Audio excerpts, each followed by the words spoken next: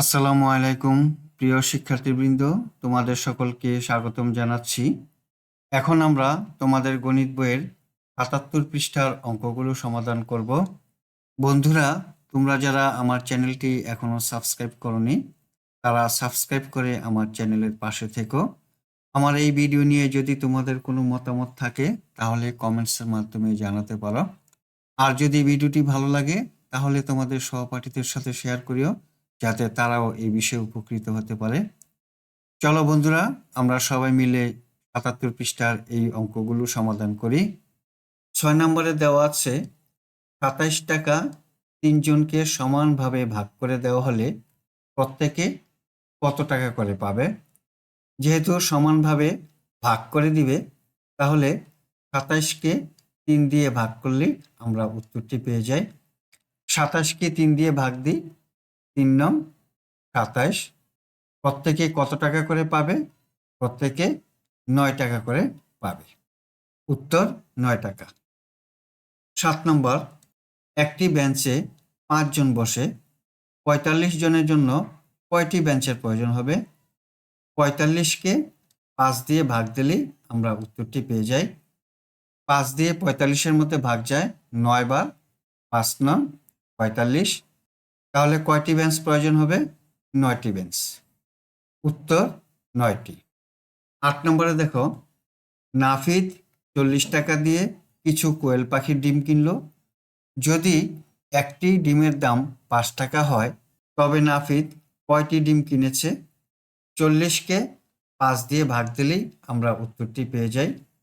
৫ দিয়ে ৪০কে ভাগ দিই, ৫টা ৪০। নাফিদ কয়টি ডিম কিনেছে? নাফিদ ৮টি ডিম কিনেছে। উত্তর ৮টি ডিম। ৯ নম্বরে, প্রতিটি দলে ৮ জন করে শিক্ষার্থী নিয়ে দল গঠন করা হলো।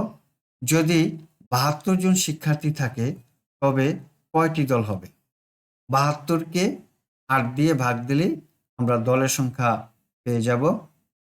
৮ দিয়ে ৭২কে ভাগ দিই, ৮ নং ৭২। তাহলে দলের সংখ্যা হবে কয়টি? ৯টি। উত্তর ৯টি দল। ১০ নম্বরে দেখো, সাদিক ৫৪ পৃষ্ঠার একটি বই পড়ছে। যদি সে একদিনে ৬ পৃষ্ঠা পড়ে, এই বই পড়ে শেষ করতে তার কতদিন সময় লাগবে? ৫৪কে ৬ দিয়ে ভাগ দিব, তাহলে উত্তরটি পেয়ে যাই। ৬ দিয়ে ৫৪কে ভাগ করলে ভাগফল হয় ৯, ৬ নং ৫৪।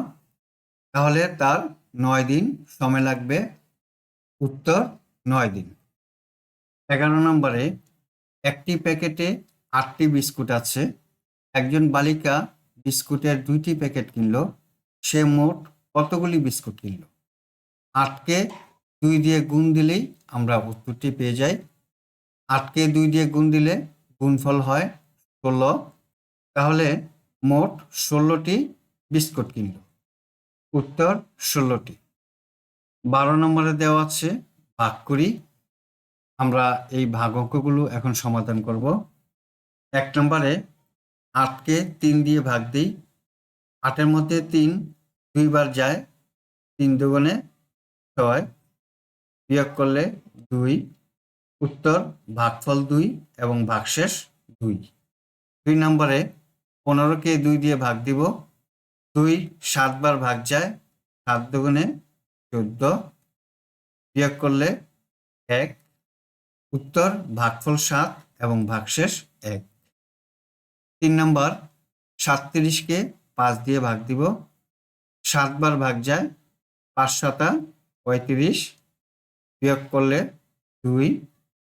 উত্তর ভাগফল ৭ এবং ভাগশেষ ২। ৪ নম্বর, ৫২কে ৭ দিয়ে ভাগ দিব। ৭ বার ভাগ যায়, ৭ ৭ ৪৯, বিয়োগ করি। ১২ থেকে ৯ বিয়োগ দিলে ৩, হাতে ১, ৪ একে ৫, ৫-এতে ৫ বিয়োগ দিলে ০। উত্তর ভাগফল ৭ এবং ভাগশেষ ৩। ৫ নম্বর, ২৩কে ৮ দিয়ে ভাগ দিব। ২ বার যায়, ৮ দুগুণে ১৬, বিয়োগ করলে ১৩ থেকে ৬ বিয়োগ দিব ৭, হাতে আছে ১, ১ একে ২, ২ থেকে ২ বিয়োগ দিলে ০। উত্তর ভাগফল ২ এবং ভাগশেষ ৭। 6 নাম্বার 31কে 4 দিয়ে ভাগ দিব। 31-এর মধ্যে 4 7 বার যায়, 4 7 28। 11 থেকে 8 বিয়োগ দিলে থাকে 3, হাতে আছে 1, 2 আর 1 3, 3 থেকে 3 বিয়োগ দিলে 0। উত্তর ভাগফল 7 এবং ভাগশেষ 3। 7 নাম্বার 73-কে 10 দিয়ে ভাগ দিব। 7 বার ভাগ যায়, 7 10-এ 70, বিয়োগ করলে 3। উত্তর ভাগফল 7 এবং ভাগশেষ 3।